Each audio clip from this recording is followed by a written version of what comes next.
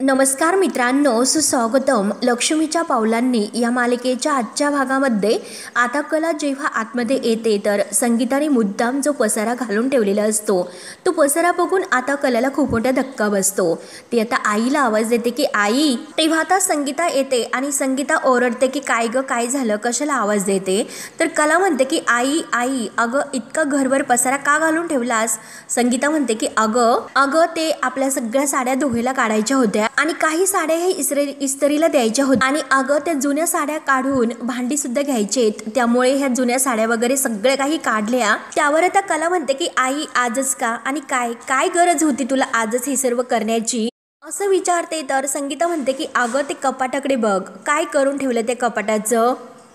अगं हे सर्व कोण आवरणार, जरा नीटनेटकं राहायला शिक. त्यावर आता कला म्हणते की हो आई प्लीज, आणि हे पग मी नीटनेटकीच राहते, सगळं काही व्यवस्थित ठेवले होते. त्यावर आता संगीता म्हणते की हो ना माहिती आहे तू कशी नीटनेटकी राहते ते. तेव्हा आता कला म्हणते की आई जरा हळूच बोल. तेव्हा आता संगीता म्हणते की हो ना मी का तुझ्याशी असं बोलत बसले, आज तर सण आहे. कला विचारते की आई अगं आज कोणता सण आहे. तेव्हा आता संगीता म्हणते की अगं असं काय करते, जावई बाप्पू येत्या घरा, शेवंती दसरा फुलवा. तेव्हा कलाला राग येतो. कला म्हणते की आई तू धन्य आहेस. संगीता म्हणते की अगं धन्य काय त्या. तर कला तिच्यावर ओरडते अगं मी कुठे बसू असं. तर आता संगीता म्हणते की अगं बस की, एवढी मोठी ती बाहेरची खोली आहे तेथे जाऊन बस. कला आणि अद्वैत या दोघांना एकत्र काम करण्यासाठी संगीताचा जो काही प्लॅन सुरू असतो तो अगदी परफेक्ट ती करत असते. तेव्हा आता कला म्हणते की नको आता मी जाते स्वयंपाकघरामध्ये. तर संगीता म्हणते की हो जा. तर संगीता आता कला पुढे गेल्यानंतर तिला हसू येतं, कारण तिने किचनमधील सर्व पसारा खाली काढून ठेवलेला असतो. संगीता आता स्वतःला म्हणते की मोठी कुठली, स्वयंपाकघरात जाते असं म्हणते. पण स्वयंपाकघरात पण म्हणून संगीताला खूप असं हसायला येत असतं. संगीता सुद्धा आता तिच्या मागे धावतच येते. तर कला लगेच आता आईला म्हणते की आई अगं इथे सुद्धा काय करून ठेवले, हे सगळे भांडे का काढले तू. तेव्हा आता संगीता कमरेला पदर खोचते आणि साफसफाई करण्यासाठी भांडी काढली होती. असं वाटलं की साफसफाई करून घ्यावी आणि भांडी सर्व काही व्यवस्थित लावून द्यावी. तर आता कला म्हणते की बरं आई ठीक आहे मी गुंड्यांच्या खोलीत बसते. तेव्हा आता संगीता म्हणते की हो ते सुद्धा चालतंय की. तेव्हा आता कला ही काजलच्या रूम मध्ये जाते. तर संगीता तोपर्यंत आता अद्वैतला हुर हुर असं करते. तेव्हा आता अद्वैत खिडकीतून पाहतो आणि तिला डन बोलतो. तेव्हा आता लगेच कला काजलच्या रूम मध्ये गेलेली असते आणि जोरात परत ती ओरडत येते, कारण काजलच्या रूम मध्ये सुद्धा संगीताने ऑलरेडी सगळं काही पसारा काढून ठेवलेला असतो. कला आता ओरडतच येते की आई अगं काय हे, आता गुंड्याच्या खोलीमध्ये सुद्धा किती पसारा घालून ठेवला बरं. तेव्हा आता संगीता म्हणते की हो ना बघ ना किती पसारा आहे ते. कला म्हणते की हो ना माझ्या कपाटात सुद्धा तू इतकाच पसारा करून ठेव, माझं कपाट सुद्धा तुला आजच आवरायचं, स्वयंपाकघरातील भांडी सुद्धा तुला आजच घासायची आणि गुंड्याच्या खोलीत सुद्धा तुला आजच सगळं काही आवरायचं आहे. आणि नाही मला कळतं सगळं काही, बघते ना मी. अद्वैतकडे आता अगदी डोळे मोठे करून कला आता संगीताला हे विचारत असते. तसतसे संगीताला आता तर खूप असं हसायला येतं आणि हसत म्हणते की बघितलंस ना अगं कला किती पसारा आवरायचा हा. तेव्हा आता कला म्हणते की आई अगं पण मी डिझाईन करण्यासाठी बसू तरी कुठे. तेव्हा आता संगीता म्हणते की अगं इतकी मोठी बाहेर रूम आहे, हॉल आहे, कशाला तू इकडे तिकडे पाहते, तू तिकडे बसू शकते. कला आता ओरडते. कला म्हणते की हो बसते ना. आणि कला आता तिथे सोफ्यावर बसणार तोच लगेच खिडकीतून अद्वैत तिच्याकडे पाहत तिला दिसतो. तेव्हा कला तर त्याच्याकडे भयंकर चिडते, म्हणते की काय रे तू असं सारखं माझ्याकडे का बघतोय.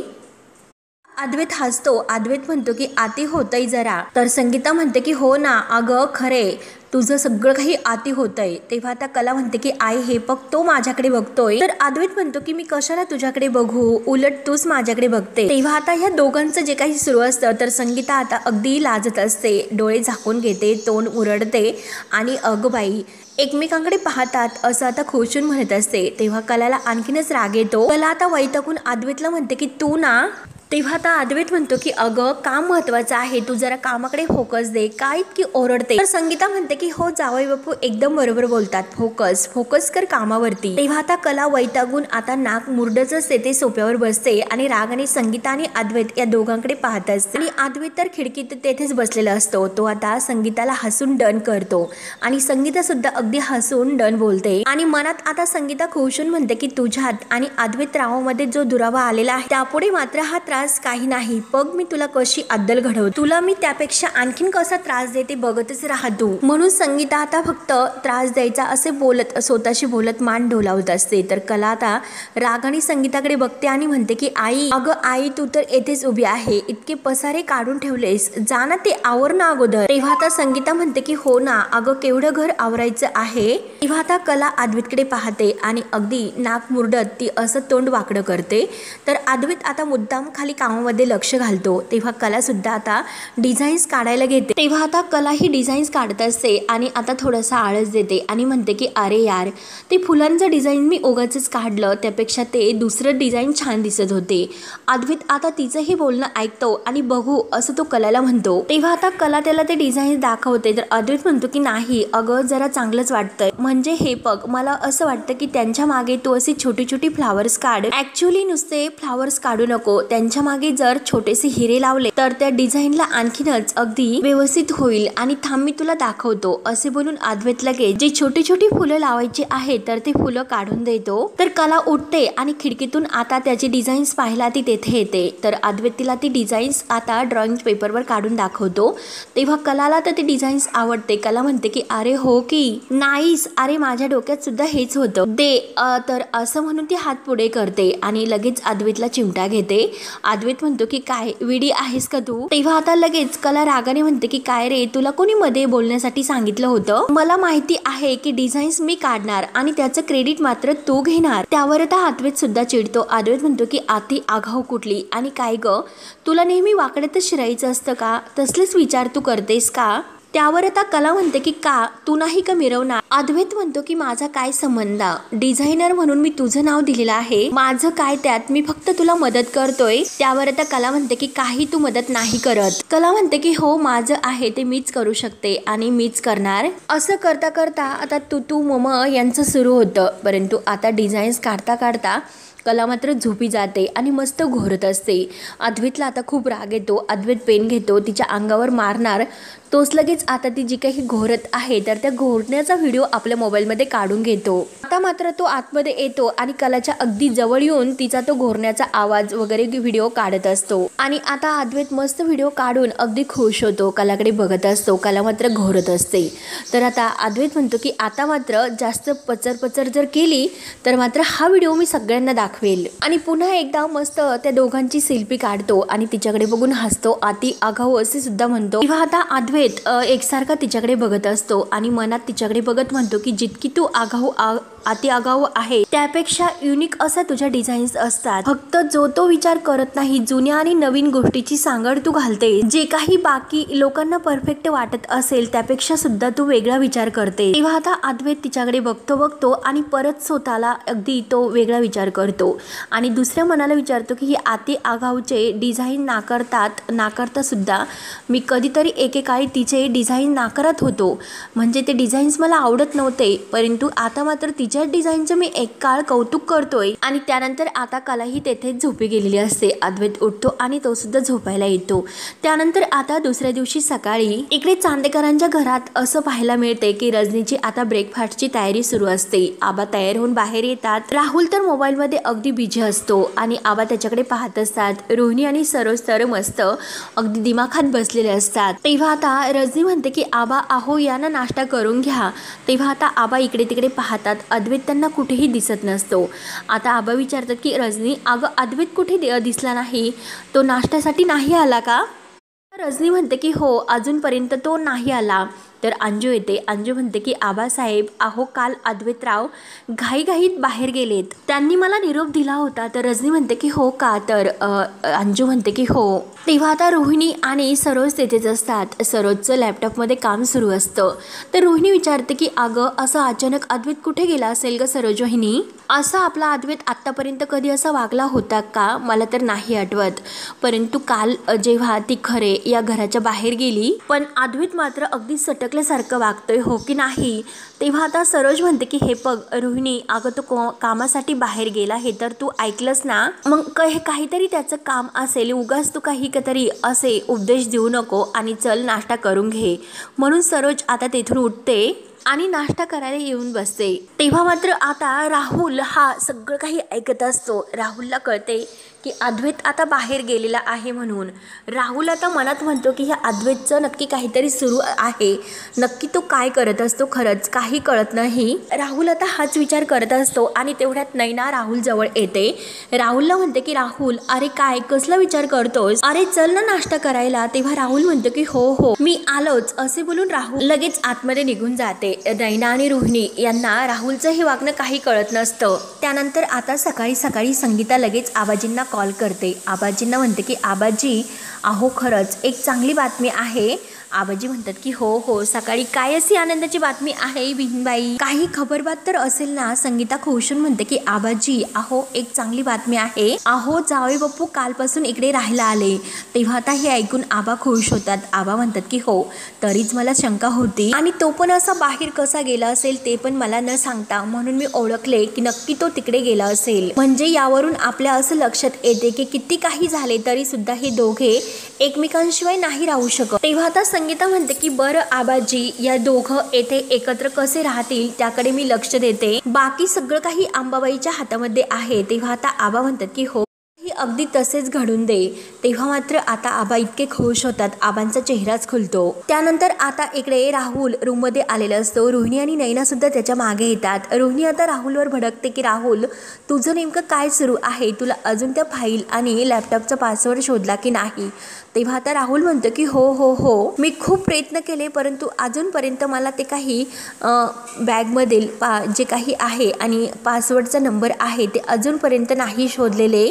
तेव्हा आता राहुल म्हणतो की हे बघ मम्मा अगं मी खोटं नाही बोलत, कारण अद्वैतने मला स्वतः सगळ्या काही डिझाईन्स रेडी आहे हे सांगितले होते आणि तू माझ्यावर विश्वास न ठेवता का असं बोलते। त्यावर आता रोहिणी म्हणते की अरे बाळा अद्वैत तर असं म्हणाला होता की डिझाईन्स तयार आहेत म्हणून, मग तूच विचार कर की या सगळ्याचा अर्थ काय होतो ते। आणि अद्वैतचा मात्र त्या कलावर खूप असा कॉन्फिडन्स आहे आणि आपल्या चांदेकरांची ती लाडकी डिझायनर तर आहे ना, परंतु मला हे कळत नाही की ती कला कशी काय डिझाईन करण्यासाठी तयार झाली। आणि हे पग जर समजा झालीच असेल तर तुला ह्या लॅपटॉपचा काही उपयोग नाही म्हणून। अरे तुला कलाचा ॲड्रेस मिळायला हवा की कला काय करते, नक्की काय आहे तिला, हे सगळं काही तुला शोधून काढावं लागेल। आता विचार करतो आणि विचार करून तो आता खरंच म्हणतो की हो ना मम्मा मी तर हा विचार केलाच नव्हता आणि आता हा विचार केल्यानंतर तिकडे कलाकडे जाणार कोण। तेव्हा आता राहुल आणि रोहिणी या दोघांचं जे काही सुरू असते ते बघून ऐकून आता नैना विचार करते की हे मला का त्याबद्दल सांगत नाही, कुठली स्पर्धा कुठली डिझाईन्स वगैरे यांचं काय सुरू आहे आणि ह्या लोकांनी मला का सांगितले नाही त्यासाठी आता मला हे शोधून काढावंच लागेल असे आता विचार करून नैना लगेच पुढे होते। नैना म्हणते की हो मी जाईन तिकडे, मी जाऊन बघते। त्यानंतर आता इकडे कलाने डिझाईन्स करायला घेतलेले असतात, ती डिझाईनची प्रॅक्टिस करत असते। अद्वैत तेथेच बाहेर खुर्चीवर बसलेला असतो, तो पूर्ण वैतागून जातो। तेव्हा संगीता धावतच तयार होऊन बाहेर येते, अद्वैतकडे एकटक पाहते आणि त्यानंतर ती कलाकडे सुद्धा पाहते। तेव्हा आता संगीताला खूप राग येतो। संगीता आता मनात म्हणते की ही तर मोठ्या दिमागात आतमध्ये बसली आणि माझ्या जावई बापूंना मात्र येणे बाहेर बसवले, म्हणून संगीताला आता कलाचा खूप राग येत असतो। मोठा माणूस आहे हा अद्वैत चांदेकर आणि तो आमच्या गरिबाच्या अंगणामध्ये बसतो, ते आम्हाला शोभते का, त्याला घरात सुद्धा ही कला येऊन देत नाही, त्याला अंगणात बसवलं, अंगणात राहायला लावलं, खरंच हे आम्हाला नाही शोभा देत। माझ्याच मनाला वाईट वाटते परंतु इला त्याचा काही फरक पडत नाही, ती स्वतःच्या कामामध्ये मग्न आहे। एकदा की जावई बापू आतमध्ये या कलासमोर येऊन बसले आणि हे एकमेकांच्या दोघं समोर बसले आणि काम जर त्यांनी केलं तर मला काही माझ्या डोक्याला टेन्शन नाही येणार, पण त्यासाठी मी नक्की काय करू आणि मलाच आता असं काहीतरी करावं लागेल की या दोघांना एकत्र आणावंच लागेल। म्हणून संगीता आता कलाचा विचार न करता लगेच अद्वैत जवळ येते आणि अद्वैतला म्हणते की जावई बापू तुम्ही अगोदर आत चला। तेव्हा कला लगेच आता संगीताचं हे बोलणं ऐकते आणि आई आई करतच येते। तेव्हा आता कला आईला म्हणते की आई अगं बसून दे ना त्याला बाहेर, काय गरज आहे त्याला आतमध्ये बोलावण्याची। तेव्हा आता संगीताला राग येतो। संगीता म्हणते की कला अगं तुझ्या मनाला पटतं का, एवढा मोठा माणूस आहे तो आपल्या अंगणात बाहेर बसतो, हे तुला शोभते का, त्यामुळे तू अगोदर आतमध्ये बस। आणि अद्वैतला परत म्हणते की जावई बापू चला आतमध्ये, तर कला म्हणते की बरं ठीक आहे तुला त्याला आतमध्ये बसवायचं असेल तर खुर्चीवर बसू शकते आणि कला परत ओरडत येते. कला म्हणते की जाते म्हणजे जाते काय, खोलीत आतमध्ये जाते, बाहेर नाही येणार आणि इतकं खुश होऊ नका असे बोलून कला तोऱ्यातच आत निघून जाते. तेव्हा संगीताला खूप वाईट वाटतं. संगीता लगेच आता अद्वैत समोर हात जोडते आणि म्हणते की जावई बापू, तुम्ही खरंच खूप मोठ्या मनाचे आहात आणि आमचं हे वेडं मात्र अगदी खरंच डोक्याने वेडच आहे. त्यामुळे तुम्ही सुद्धा लहान समजून मोठ्या मनाने तिला माफ करा. त्यावर आता संगीताचं हे बोलणं ऐकून अद्वैत म्हणतो की नाही हो मिसेस, तुम्ही कसली काळजी करू नका. आता ती रागावली आहे ना म्हणून ती असं वागते, परंतु सध्या मात्र माझा फोकस तो नाही. सध्या माझं एकच टार्गेट आहे ही स्पर्धा जिंकण्याचं. बाकी मला काही करो, तिला कितीही रागवून द्या, किती काही करून द्या, मला वाटेल तसं बोलून द्या, परंतु आता ही स्पर्धा जिंकण्यासाठी आपल्याला खूप महत्त्वाचं आहे. आता अद्वैतचं ही बोलणं ऐकून संगीताला आणखीनच आनंद होतो आणि तेवढ्यात मात्र आता अद्वैतच्या मोबाईलवर अर्जुनचा मेसेज येतो. अर्जुन आता मेसेज करून अद्वैतला काहीतरी पाठवतो. अद्वैत आता संगीताला म्हणतो की अर्जुनचा मेसेज आहे. ते ऐकून संगीताला खूप आनंद होतो. संगीता म्हणते की हो का, आणि काय म्हणालेत अर्जुनराव असं विचारत असते. तर अद्वैत म्हणतो की हो बेस्ट ऑफ लक म्हणतोय. संगीता आता बेस्ट ऑफ लक म्हटल्यानंतर अगदी खुश होते आणि हो हो बेस्ट ऑफ लक असं म्हणते. तेव्हा आता ते ऐकून अद्वैत अगदी खुश होतो आणि थँक्यू असं म्हणतो आणि आता अर्जुनला सुद्धा ते थँक्यू बोलतो आणि आता संगीताला म्हणतो की हे बघा मी माझा मोबाईल आता चार्जिंगला लावू शकतो का. तेव्हा आता संगीता म्हणते की हो हो लावू शकतात. म्हणून आता संगीता सुद्धा आत येते आणि अद्वैत सुद्धा आतमध्ये गेलेला असतो आणि तेवढ्यात आता चोर पावलांनी अशी घरात घुसत नैना तेथे येते. इकडे तिकडे अगदी भामट्यासारखं पाहत असते. तेव्हा आता नैना इकडे तिकडे पाहते. तेवढ्यात संगीता बाहेर येते आणि नैनाला पाहते. नैनाला बघून तिला खूप मोठा धक्का बसतो. तेव्हा आता संगीता परत हसून म्हणते की नैने अगं तू इथे कशी आलीस. तेव्हा आता तोऱ्यातच नैना म्हणते की का फक्त कला इथे येऊ शकते, मी नाही येऊ शकत का. नैना तोऱ्यातच आता तिथे खाली बसते. तर तेवढ्यात काजल बाहेर येते. काजल आता नैनाला बघून म्हणते की अरे बापरे, आणि बाबा बाबा असं करते. बाबा आलेत. तेवढ्यात दिनकर हा कोथिंबीर वगैरे घेऊन आतमध्ये येतो आणि त्यांच्यासोबत आता रॉकेट सुद्धा आलेला असतो. संगीता म्हणते की अगं नैना तू आज चक्क येथे आली म्हणून तुला असं विचारतो.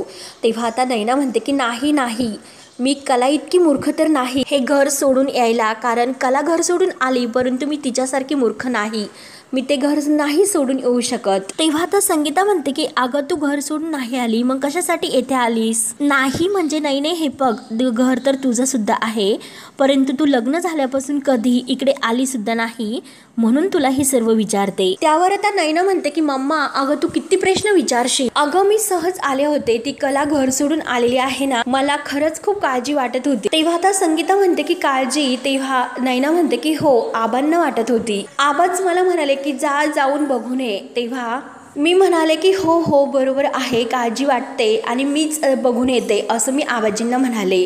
तेव्हा आता संगीता म्हणते की हो का, म्हणूनच मग तर विचार केला की तू कशी इकडे आली. ते नैना मग म्हणते की हो म्हणूनच मी इकडे आले. आणि काय कुठे गेले मॅडम, मॅडम तर दिसत नाही. तेव्हा आता कोणीच काही नैनाला एकही गोष्ट सांगत नाही. काजल सुद्धा रूममध्ये जाते आणि संगीता सुद्धा. रॉकेट आणि दिनकर सुद्धा तेथून बाहेर निघून जातो. तेव्हा मात्र आता नैना विचारते की काजल काजल गुंड्या, अगं गुंड्या सांग ना. म्हणून आता नैना म्हणते वैतागते आणि काय हे सर्वजण वागतात, मी इथे कशासाठी आले आणि कला कुठे गेली हे सांगायला सुद्धा कोणी तयार नाहीत. आणि तेवढ्यात आता ती मागे वळून पाहते तर तिला धक्काच बसतो, कारण तिच्या मागून अद्वैत तेथे आलेला असतो. आणि तेव्हा कुठे तिला कळते की अद्वैत बाहेर जायचं हे असं नाटक सांगून खोटं बोलून या घराच्या बाहेर पडला. अद्वैत आणि नैना एकमेकांकडे धक्क्यानेच बघत असतात. तेव्हा नैना आता त्याच्याकडे बघत मनात म्हणते की अद्वैत तर कामाचं नाटक करून बाहेर गेला असं सांगतोय आणि असे खोटे सांगून तो आता इथे राहतोय. ही बातमी तर आता चांदेकरांच्या घरात तर द्यायलाच पाहिजे. तर अद्वैत सुद्धा तिच्याकडे बघत मनात म्हणतो की मी इथे खऱ्यांच्या घरी राहतो हे नैनाला आज समजले, मग घरी गेल्यानंतर ते आता सर्वांना समजेलच आणि अख्ख्या प्लॅनची वाट लागेल. तेव्हा आता संगीता सुद्धा मनात तोच विचार करत असते की नैनी येथे आली म्हणून तर कला आता दार उघडेलच हे संगीताच्या लक्षात येते. म्हणून आता संगीता कलाच्या दरवाजाजवळ येते आणि कला कला असा दरवाजा वाजवत ती आवाज देत असते. कला अगं नैनी आलेली आहे, दार उघड. तेव्हा आता संगीता म्हणते की नाही ग खरंच नैनी आलेली आहे. तर कला म्हणते की आई हे बघ उगाच काही असं खोटं बोलू नकोस. तरी सुद्धा कला काही दरवाजा उघडत नसते। तेव्हा संगीता नैनाला म्हणते की तूच आवाज दे, तू आली तिला ते सांग। तेव्हा नैना म्हणते की हो मीच तिला आवाज देते। म्हणून आता नैना कलाला आवाज देते की अगं कला दार उघड, मी आलेले आहे नैनी। तेव्हा आता कला डोकावून पाहते आणि पुन्हा जोरात ती दरवाजा लावून घेते। तेव्हा आता संगीता दरवाजातूनच ओरडते की कला अगं तुझं हे सर्व काय सुरू आहे, अगं नैनी आलेली आहे तिच्याशी बोलतो व्यवस्थित। तेव्हा आता कला पुन्हा दरवाजा उघडते आणि नैनाला आवाज देऊन म्हणते की ताई हे बघ तू एकटीच आतमध्ये ये। तेव्हा आता नैना म्हणते की हो ठीक आहे आले। तेव्हा आता संगीता म्हणते की हो नैने अगं जा, तूच जरी आतमध्ये जा। आता नैना मात्र आतमध्ये निघून जाते तर संगीताला वाईट वाटत असतं, कारण ती अद्वैतला काही आत येऊन द्यायला तयारच नसते। अद्वैत बिचारा एकटा त्याच्या मनाला वाईट वाटतं उभा असतो। तेव्हा संगीता आता अद्वैतला हात जोडून खुणावते। तर अद्वैत आता आपला मोबाईल चार्जिंगला लावायला घेतो आणि मोबाईल चार्जिंगला लावून तो परत बाहेर जाऊन बसतो। तेव्हा नैना आतमध्ये येते आणि कलाला विचारते की काय ग तो अद्वैत तर बाहेर एकटाच उभा आहे आणि तू येथे आत अशी दरवाजा लावून का बसलीस। तेव्हा आता कला म्हणते की हो तो तेथे बाहेर बसलेला आहे म्हणून तर मी येथे आतमध्ये बसलेले आहे। त्यावर आता नैना विचारते की म्हणजे काय ग। तेव्हा आता कला त्याबद्दल तिला काही सांगत नाही। कला तिला आता डायरेक्ट विचारते की काय ग तू येथे आज आली कशी, आली का आज आपल्या माणसांची आठवण, आई आणि बाबांची। तेव्हा आता नैना म्हणते की ते सर्व जाऊन दे, तू मला अगोदर ही गोष्ट सांग की अद्वैत येथे काय करतो। तेव्हा आता कला म्हणते की तो डिझाईन्स बनवण्यासाठी आलेला आहे। डिझाईन्स म्हटल्यानंतर आता नैनाच्या डोक्यात प्रकाश पडतो। नैना तिला विचारते की कसली ग डिझाईन्स। तेव्हा कला आता डिझाईन्स काढता काढता म्हणते की स्पर्धेसाठी। तर नैना विचारते की कसली स्पर्धा, अगं पण तू असं कोड्यामध्ये का बोलतेस, कसली डिझाईन्स कसली स्पर्धा सांग ना अगं काहीतरी। तेव्हा आता कला म्हणते की हो आहे एक स्पर्धा, मी त्यामध्ये नाव नोंदवलेलं आहे।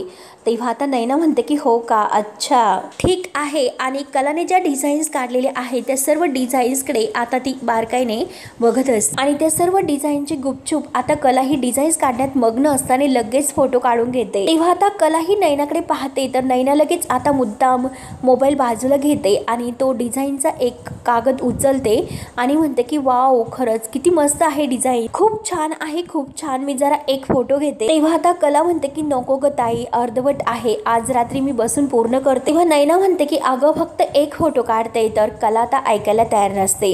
कला म्हणते की ताई नको ना ते खराब होईल, मला ते डिझाईन्स पूर्ण करून सबमिट करायचे आहे। तेव्हा तोऱ्यातच नैना म्हणते की ठीक आहे, जर तुला आता हे डिझाईन्स मला दाखवायचे नसेल तर मी सुद्धा काय करणार म्हणा, आणि कर ना तुझ्या डिझाईन्स पूर्ण कर, तू तुझं काम पूर्ण कर, मी निघते आता। आणि तोऱ्यातच आता नैना बाहेर येते तर कला आता तिच्याकडे लक्ष न देता लगेच आपल्या कामाला पुन्हा सुरुवात करते। तेव्हा आता नैना बाहेर आलेली असते तर संगीता आता बटाटे वगैरे जे काही आहे तर ते सुरीने कापत असते आणि नैना आता संगीताला म्हणते की हे बघ मम्मा आता निघते मी। तेव्हा आता संगीता म्हणते की हो ठीक आहे येऊ शकते आणि संगीता तिला चहा वगैरे काहीच असं विचारत नाही आणि संगीता आता तिच्याकडे लक्ष न दिल्यासारखं करते। परंतु नैनाला आता झटका बसतो। नैना लगेच तिला म्हणते की मम्मा अगं तू साधा मला चहा कॉफी सुद्धा विचारलं नाही, ती कला आल्यानंतर तू कसं तिला सगळं काही तिच्या आवडीचं खायला करून देते आणि मला साधं या घरामध्ये इतक्या दिवसातून आले पण विचारत सुद्धा नाही। तेव्हा आता संगीता सुद्धा काही कमी नसते। संगीता बरोबर नैनाच्या म्हणजे तिला उत्तर देत असते की हे बघ अगं तू कलाचा विषय घेतलास, कला जेव्हा या घरात येते तर थोडा वेळ तरी ती थांबते, विचारते, बोलते व्यवस्थित, अगं म्हणून मी तिला कायम विचारत असते। आणि तू तर काय पर्स सुद्धा हातामध्ये घेऊन आली नाही, तू काय थांबणार ग, जर थांबणार असेल तर मी तुझ्यासाठी सुद्धा चहा कॉफी वगैरे करतेस। तेव्हा आता नैना म्हणते की बरं ठीक आहे, आणि तसंही तुमच्याशी कोण वाद घालणार बरं, आणि हे बघ अगं मम्मा माझ्याकडे कधीही असा रिकामा वेळच नसतो, कारण त्या कलासारखी रिकाम टेकडे मी नाहीच, आलेच असं तोऱ्यात बोलून नैना आता तेथून जायला निघते। आता मात्र संगीताला काही फरक पडत नसतो आणि नैना आता बाहेर येते आणि आता मनामध्ये अद्वैत आता इकडे राहतो, ही बातमी तर मला राहुलला द्यावीच लागेल असं विचार करते। आणि जर हा प्लॅन सक्सेस झाला तर कला आणि अद्वैत या दोघांची नाचक्की होईल, म्हणून नैना आता खूपच खुश होत असते। आणि आता जो काही डिझाईनचा काय त्याने घेतलेल्या फोटो आहेत तर त्या मात्र आता ती राहुलकडे देणार असते। तेव्हा मात्र आता पुढील भागामध्ये जे काही आता देवी आईचा उत्सव सोहळा असतो, अमृत महोत्सवी वर्ष आभूषण स्पर्धा, बक्षीस वितरणाचा समारंभाचा कार्यक्रम असतो। कला आणि अद्वैत तेथे अगदी छान प्रकारे तयार होऊन उभे असतात आणि चांदेकर मंडळीसुद्धा तेथे आलेले असतात, आबाजीसुद्धा असतात, सर्वच जण आता तेथे हजर असतात. आणि तेव्हा आता हे कार्यक्रम जे काही आहे ऑर्गनाईज करणारे जे काही ऑर्गनाईज आहे तर ते आता सांगत असतात की हे बघा, देवी आईच्या उत्सवात प्रत्येकाने आपापल्या म्हणजे ह्या प्रयत्नाने DVIच्या उत्साहात ह्या स्पर्धेत भाग घेतला आणि आपापल्या परीने ही डिझाईन्स अगदी बनवून दाखवली. तेव्हा आता ह्या स्पर्धेचा मानकरी कोण असेल, तेव्हा कला आता खाली जाऊन बसलेली असते. तेव्हा आता लगेच सोहम हा अगदी जोरात ओरडतो की कला चांदेकर. तेव्हा आता ऑर्गनाईज अगदी सांगतात की हे बघा, अनाऊन्स करून मोठ्याने म्हणतात की हो, या स्पर्धेचे जे काही मानकरी आहेत खऱ्या कला अद्वैत चांदेकर. अद्वैत आणि कला शेजारी शेजारी बसलेले असतात. अद्वैत आता खोशून टाळ्या वाजवतो. कलाला तर आता हे ऐकून खूप असा आनंद होतो आणि बाकी सर्वांना सुद्धा. तेव्हा आता तेथे पत्रकार सुद्धा आलेले असतात आणि ते कलाची अगदी मुलाखत घेत विचारतात की हे बघा, आता कला स्टेजवर गेलेली असते आणि आता ती एक पत्रकार विचारते की मॅडम हे बघा, जेव्हा सरांना पुरस्कार मिळाला होता तेव्हा त्यांनी त्यांच्यासोबत तुम्हाला सुद्धा स्टेजवर बोलावलं होतं. त्यांच्या यशात तुम्ही वाटेकरी आहात असे त्यावेळी त्यांनी सर्वांना सांगितले होते. मग त्यांनी सुद्धा आज मंचावर तर यायलाच हवे. तेव्हा आता कला ही अद्वैतकडे पाहत असते आणि सरोजला मात्र आता या दोघांचा खूप असा राग येत असतो, कारण कला आणि अद्वैत या दोघांनी एकत्र येऊन कमाल असे डिझाईन्स बनवलेली असते आणि आता स्पर्धेमध्ये कला जिंकलेली असते आणि ते पण अद्वैतमुळे. म्हणून आता मित्रांनो, पुढे काय काय होतं हे बघण्यासाठी आपल्या चॅनलला नक्की सबस्क्राईब करत राहा. धन्यवाद.